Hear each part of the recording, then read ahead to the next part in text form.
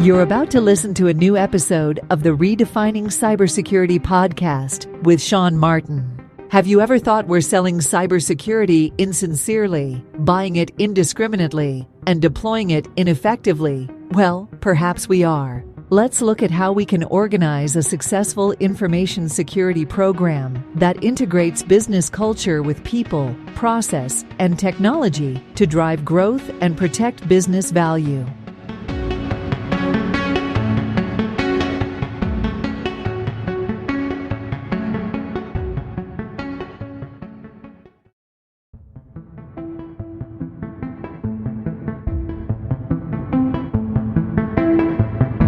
Imperva is the cybersecurity leader whose mission is to protect data and all paths to it with a suite of integrated application and data security solutions. Learn more at imperva.com.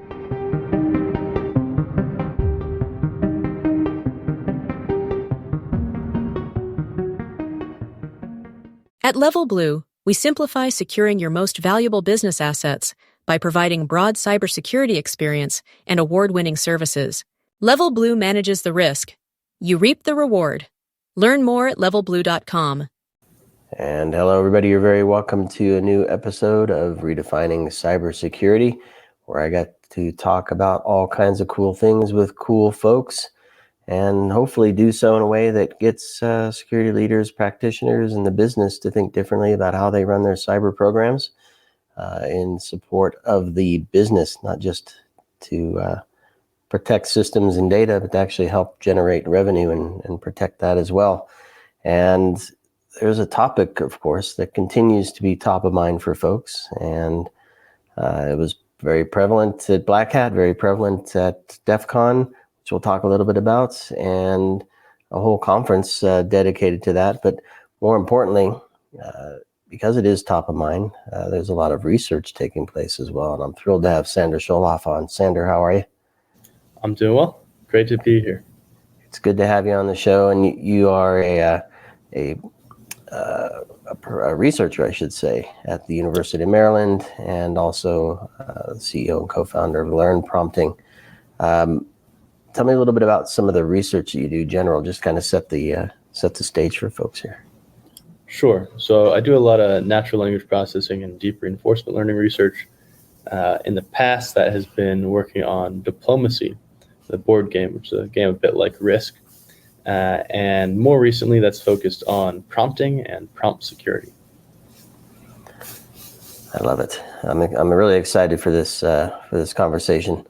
We're going to get into two big things. One is Hackaprompt, which is a contest you put together, and I think you're organizing another one, so we're going to talk a bit about that. But you have a lot of research as well. There's a report and some other information that we'll touch on as well. It's on hackaprompt.com. I want to maybe take this moment because we're still kind of fresh off of Hacker Summer Camp in Las Vegas, which is extended to another event that Mark and I were considering exploring as well, which is AI4. But you were helping with the AI Village at DEF CON. Can you give us an overview of what kind of took place there? Maybe a highlight of some of the conversations you had with folks? Yeah, so the main event at the AI Village was a jailbreaking competition. So people were trying to trick a LLM into saying a variety of harmful things. So some of them misinformation, harmful language, and a couple other categories like that. And if they were successful, they would get awards at different levels. So you get like $50, $500. There were a bunch of human evaluators sitting at a table reading submissions and evaluating basically how harmful they were and how generalizable. So that was the main event at the competition. And in terms of interesting conversations, I was a project historian, which meant I went around having lots of interesting conversations, doing user interviews in a sense. And one of the most interesting things was that almost all the competitors had no red teaming experience and no AI red teaming experience. So more people had red teaming experience, but there were very, very few that had any AI red teaming experience.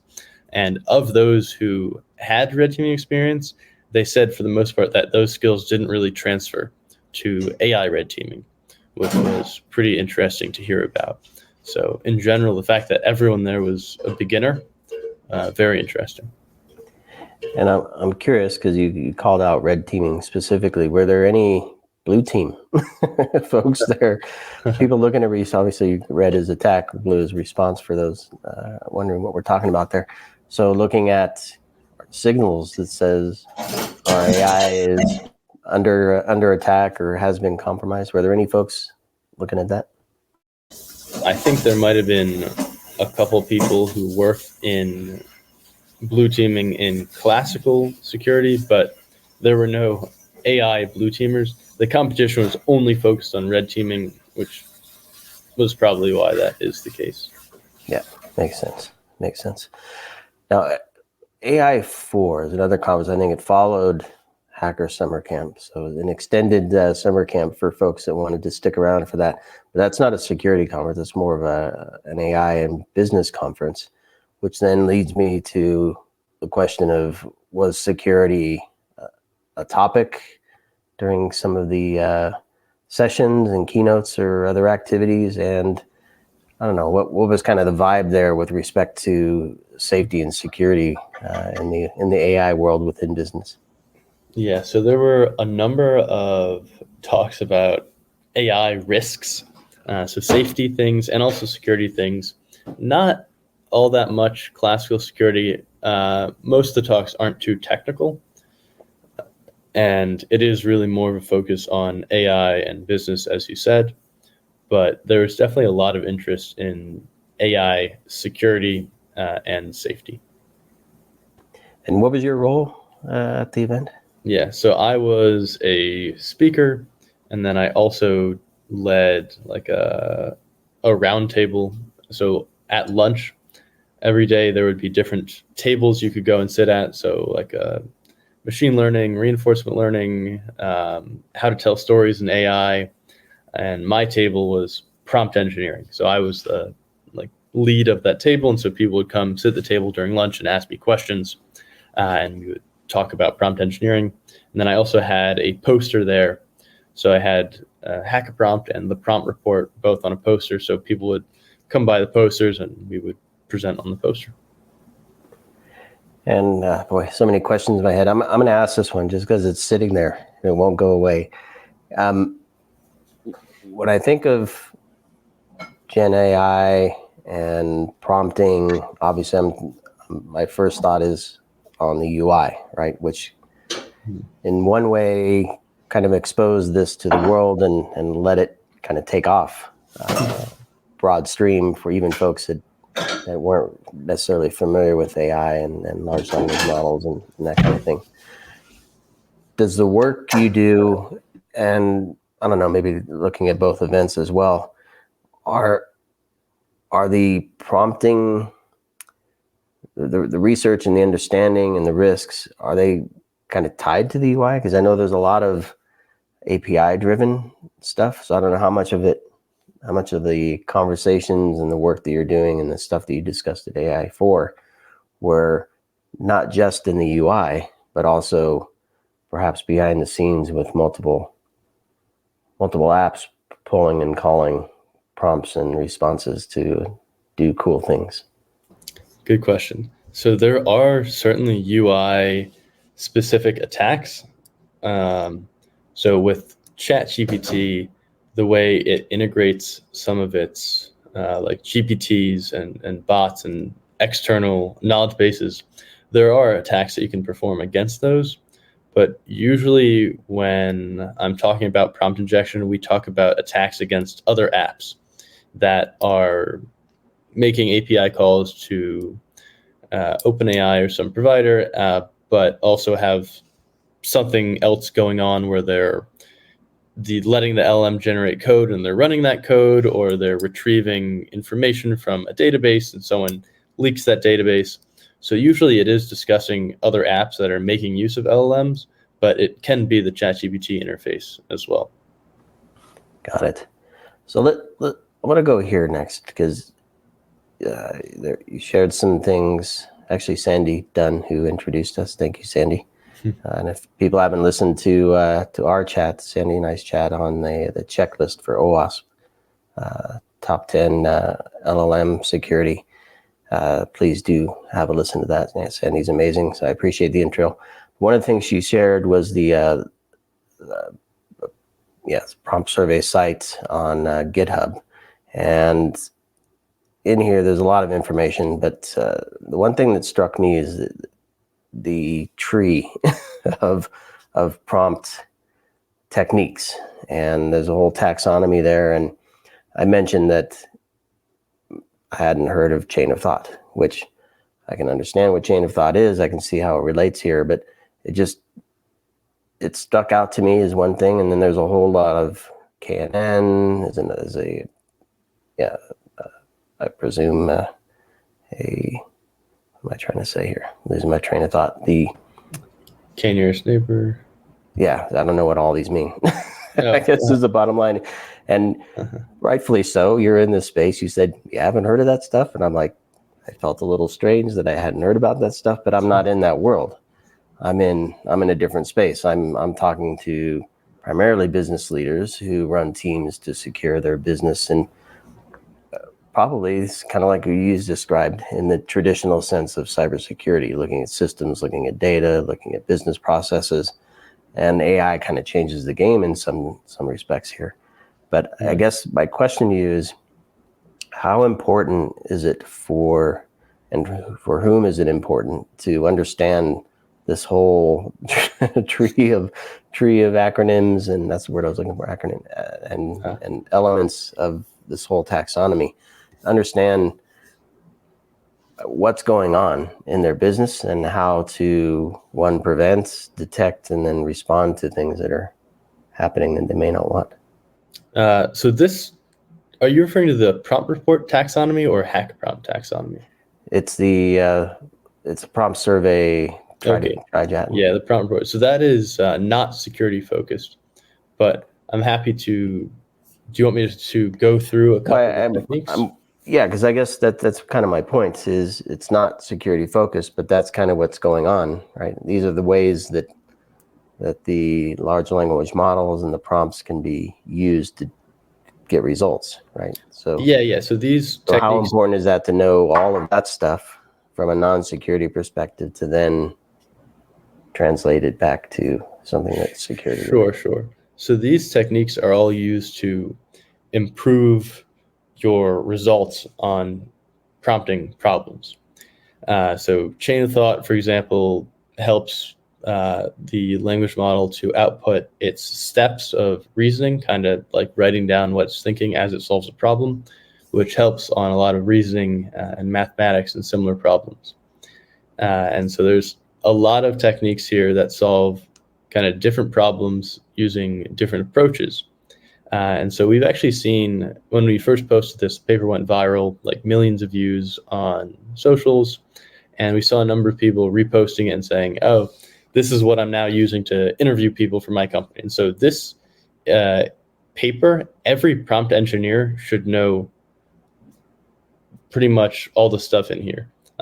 There's some techniques that you don't need to know, like the very extremes, but knowing the general outline of this paper is really critical for everyone who wants to call themselves a prompt engineer. Now, on the security side of things, these techniques are a lot less relevant. They can't really be used to carry out attacks, but we do have a security section of the paper later on, which discusses different attacks and threats. And then, of course, there's the hack prompt paper, which is all about this. Yeah. So let me ask this, because one of the core objectives with OWASP, and we're not necessarily talking about OWASP here, but is to make the connection between security and engineers to hopefully build better, safer products from all the way from the design, maybe even concept point of view, and then into design and development, delivery and use. And there's different competing priorities for a software engineer and a security engineer. Security wants to protect it, but the software engineers just want to they want to do cool stuff and they want to get it out to the market, right? So how does that look with respect to prompt engineering? Again, ultimately this goes into a product that you were talking about before, right? Not necessarily the chat GPT interface, but this stuff is being built in apps that are then launched to either internal employees, partners, customers, what have you. So how do you see the relationship between prompt engineers and security folks? And perhaps is there a connection back to the developers as well that needs to be taken into account? Gotcha. Okay, so I have a good thing to talk about for this question, actually. There's one technique in particular. There's some techniques that are a bit more risky in a sense to implement because they could have security implications. And one of them is program of thought. And the idea here is to get the LLM to solve a given problem by writing code that solves the problem. And so say it's like some kind of logic or reasoning puzzle, like Cindy has 2 apples, sells half to Todd, and then buys 100,000 more. How many does she have now? And so the LLM would write out like a Python code for each variable and solving the problem, and then run that code. Now, if you don't sandbox that code properly, someone could trick the LLM into running arbitrary code and hacking into your system. And we've seen this happen actually with a program called Math GPT. It's quite a while ago. And what Math GPT did was answer math questions. So you'd enter your math question and then it would do 2 things. One, it would directly say to the LLM, okay, what's the answer to this math question? And then the second thing it would do is tell the LLM, answer this math question, but use code to solve it. And so people figured out, you can just trick it into running any code. And we're able to extract server information and like the API key by forcing it to run arbitrary code. So there's techniques like that where you really do need to have a security point in mind if you're deploying these live. And there's other stuff like if you're doing retrieval. So maybe you're using the internet as one of the sort of sources that the chatbot can get information from. Well, the chatbot could be tricked by that, or it could read something on the internet that tells it to do something bad, output harmful information. If you have like a personal assistant bot and it goes and reads my personal website, and I have some instructions hidden in the HTML that say, go and like delete all of this person's files. That's a big threat. And so stuff like the code sandboxing is a bit easier to deal with, but the latter stuff where it's like, the agent is reading stuff on the internet, figuring out what to do, it's a lot harder to prepare for and prevent those sorts of attacks, but they can be quite damaging. And so this is something that all of the major LLM companies are studying right now, because we want to be able to deploy agents. And when I say agent, I basically mean an LLM that can use a tool. And that tool could be searching the internet, writing code, pretty much anything. We want to be able to deploy agents because they let us do more powerful things, but there are a lot of possible security vulnerabilities with them. So let's speak to the security folks here for a moment. CISO, security leaders, their teams who are they're up at night trying to figure out, how do I get a handle on this stuff? Maybe it goes back to some of the work you're doing with the AI Village and the red teaming.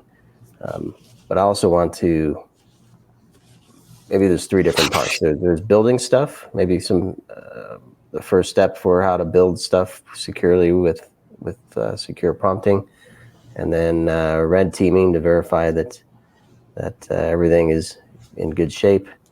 And then maybe if we have some time, maybe a little on the response end of it, how to spot some things that might go wrong. So let's start with the engineers. I know you talked a little bit about some of the challenges we might have if you don't understand the techniques and you build stuff in that might be vulnerable. So how do teams get a handle on that first step? It's a good question. I think that when you're designing processes that take in user input and put it into a prompt, you can't trust what comes out of that prompt. So if you take user input and put it into the prompt, and the prompt is generating code or actions for some downstream task, you can't trust any of it. You have to assume that all of that output is malicious. You have to assume that the user input has tricked it into doing or saying something malicious. And so from there, when you have that understanding that anytime you have user input in the prompt, you could have dangerous outcomes. If you have that understanding, you're going to be a lot more secure in designing these systems. And so you would know, okay, I need to Dockerize any code that's being run, or I need to set up a filter to check for malicious inputs. But really, anytime there's user input, you need to be really careful. That's the most important thing. And to follow up on this, it's a question that often comes to mind for me when I'm talking about AI and AppSec. People have heard me say this many moons ago. I used to build stuff and for a big yellow company and do a lot of security engineering, quality assurance engineering, and also app security engineering. And I'll say back in the day, it was fairly easy to understand the use cases, what the workflows look like, what the use cases look like, and we could have a relatively finite set of things to check against. And it seems to me that with AI, it's almost endless, right? Especially when we're talking about the system writing code that's getting used in the app, and then the app's using stuff that the prompts are producing. So how do you see, team, this kind of leads into some of the red teaming as well, where we're validating how well this stuff works from a safety and security perspective. How do you see teams getting a handle on the breadth and depth of what can come from an AI-enabled app? Yeah, especially for teams that don't have much AI experience, education is hugely important. And this is the part where I will shamelessly put myself and my company out there. So we do a lot of training for technical and non-technical teams on how to use generative AI in their work, and that might be sort of day-to-day, more boring tasks that you can automate. But it's also stuff like how to use different prompting techniques, what to actually apply to your systems. And so going from not having any AI experience, it's very difficult to break in. We actually, on learnprompting.org, we have a great set of free documentation. It was actually the first guide on prompt engineering on the internet that millions of people use. So there is a good amount of information out there, but you need to have a sort of reputable source that you're reading from, because there's a lot of misinformation as well. And the nice thing about our docs is that they are fully cited, so you can go and look at the research paper that we got the information from, and we link out to all sorts of great resources as well. And then we also have a set of paid video courses and do live trainings. But at the end of the day, I think that kind of thing is really a matter of training. You need to get some kind of expert in front of your team and have them talk to that person, ask them the questions, get the knowledge that they need to build these systems. And then for red teaming, maybe again draw upon some of the AI village stuff. Sure. How can organizations kind of is it, because you said the methods, I don't remember the specific words you said, but you can't just translate or transfer your traditional red teaming over to AI red teaming. So what did you uncover there? What were some of the learnings from the AI village in that respect? Yeah, so I guess I'll give you learnings from that, then also from Hackaprompt, which was the first global prompt injection competition we ran that was sponsored by OpenAI, Hugging Face Scale, a number of other companies. And we collected 600,000 malicious prompts from that, and then wrote up a paper and open sourced everything. But a couple of things we learned was that these attacks are extremely diverse. We built a taxonomy of 29 different attack techniques we found, but there's probably even, well, I know there's even more out there. And so it's really difficult to predict what people will do to these systems. And even, internally as the developer who is creating the system, if you're not a well-trained red teamer, you're not going to have a great idea of how people are going to attack these systems. And what we found from running this competition and the DEF CON event was that really anyone can attack these systems. And again, just such a diversity of ways to do so. And so it is important to do red teaming yourself. There are external firms you can hire. There's also a number of automated red teaming companies. It's just kind of a matter of what you need, how big you're looking to scale your app, and the level of risk that you're willing to take on. And also, we are running HackerPrompt again in order to study new, more relevant, more real-world threats.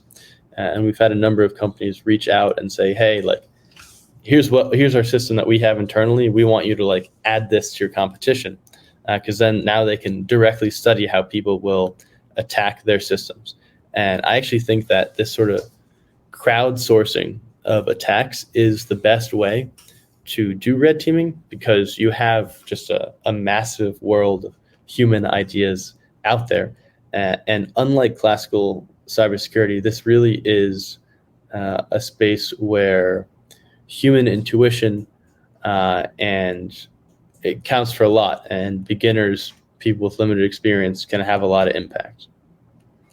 And I want to get into the upcoming event so we can share that with folks, but talk to me a little bit about what the scope is of the event and something like this, because it's easy for me to just default to OpenAI and using that as part of an app. But there are other organizations, right, that build large language models and offer prompting. And then there are, a bunch of open source stuff and paid organizations that offer abstraction layers and other models on top of those, right, to provide even more options and capabilities for people to embed in their apps. So what's the scope of that HackerPrompt? Is it one vendor, or tell me a little bit about that. Yeah. So let me start by telling you about the last one, and then I'll sort of show you the differences between that one and this one. So last one we had basically two vendors across three models. So we had ChatGPT, GPT-3. GPT-3 no longer exists, really. I think ChatGPT is deprecated, the one we used at the time. And then a Flan model that was provided by Hugging Face. Although originally it might have been Google who developed that model. It's open source anyways. And so we asked competitors to trick those models into saying a certain phrase, "I have been pwned." And we did that for a couple of reasons. One, it's easy to evaluate. We can just do a simple string check to see if that's in the output. And then two, it is not harmful. At that point, we didn't want to generate a data set of actually harmful, horrible CBRN or harassment, misinformation, information. We didn't want to be releasing that. And then a sort of pivot from that competition to this next one is that we are actually looking to generate a data set with really harmful information. We want to generate the most harmful data set ever created. And so this will be stuff like CBRN, misinformation, disinformation, harassment, cyber attacks, ways of hacking agents, forcing agents to escape a box. And the reason we want to generate all of these for a truly harmful piece of information, or rather people will be tricking the models into generating them, is that we can figure out the strategies of eliciting real-world harmful information and go to these major LLM providers and say, hey, this is what people are doing. Here's the data on this. And then hopefully allow them to use that data set to safety tune their models or benchmark their models for safety needs, and thus in the future prevent people and bigger and better models from outputting truly harmful information. So where do, in your opinion, or I don't know, based on experience working with some of these organizations, the research you're doing, where does the responsibility land? Because I can see this output that you're generating, if it's not addressed somewhere, it's now a nice library for bad actors to use. But so you talked about your last one used GPT-3, which had been deprecated. So presumably flaws that were existing there are no longer available because OpenAI moved to a new model that hopefully addressed them. So that's a nice, in the Pollyanna world that I'm envisioning, a nice move to a safer space that people can't use the old ones. I don't know. So it's not that. How does this all work? Where does responsibility land? Let me kind of address one of the things you said, which is the idea that maybe as we move to better models, the vulnerabilities of the previous models kind of go away. And unfortunately, that's not the case. And to prove that, we ran a bunch of the prompts people submitted for GPT-3 against GPT-4 when it came out. And we found about 40% of the prompts that were able to trick GPT-3 were able to trick GPT-4 as well, with absolutely no changes in the prompt. So GPT-4 is more secure, but 40% of the stuff is getting through consistently. That's still a huge problem. And I'm sorry, what was who is responsible for this? So a lot of these companies have safety teams and red teaming teams internally. And I think they are generally responsible for making sure that the models are safe. And aside from the great work you're doing with Hack a Prompt, that competition, are there other things going where these model developers can take feedback and submissions where things are going badly?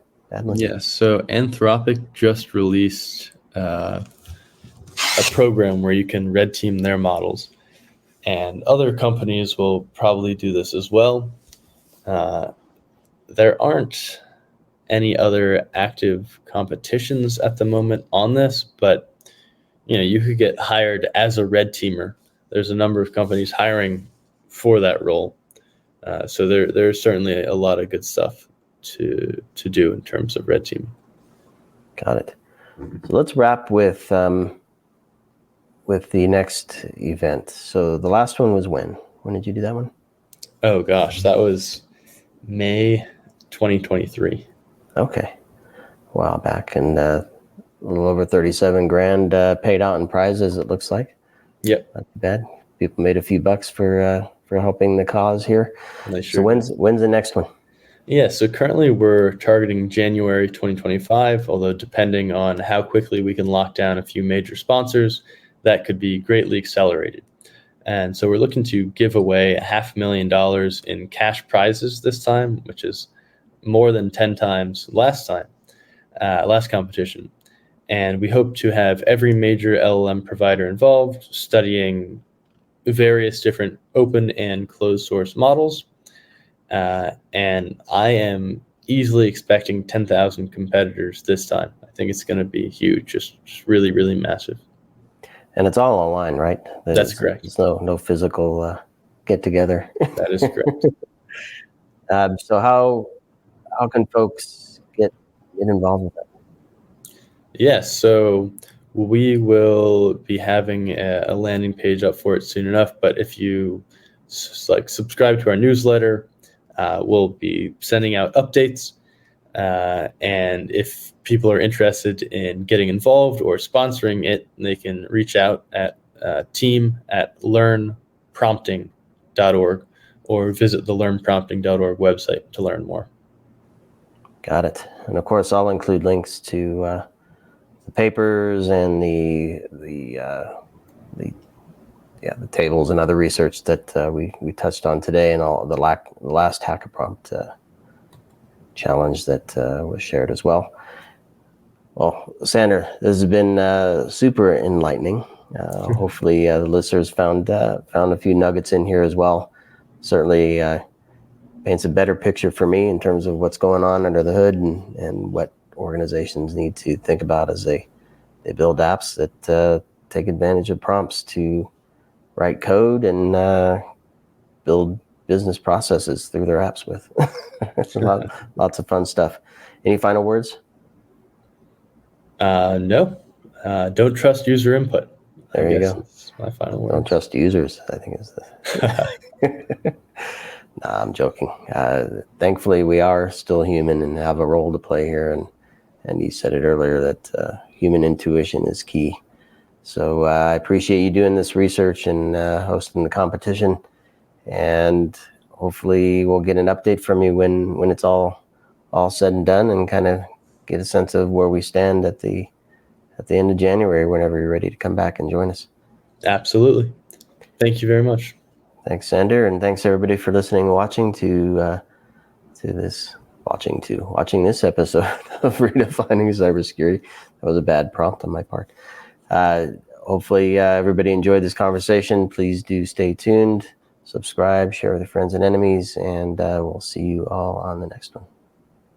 At Level Blue, we simplify securing your most valuable business assets by providing broad cybersecurity experience and award-winning services. Level Blue manages the risk. You reap the reward. Learn more at levelblue.com.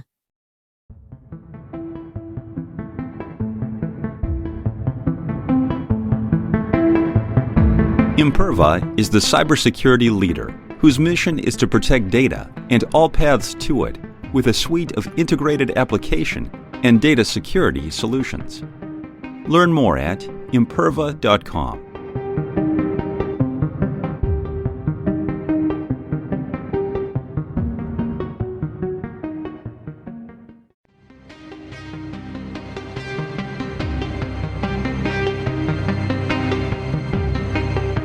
We hope you enjoyed this episode of the Redefining CyberSecurity podcast with Sean Martin.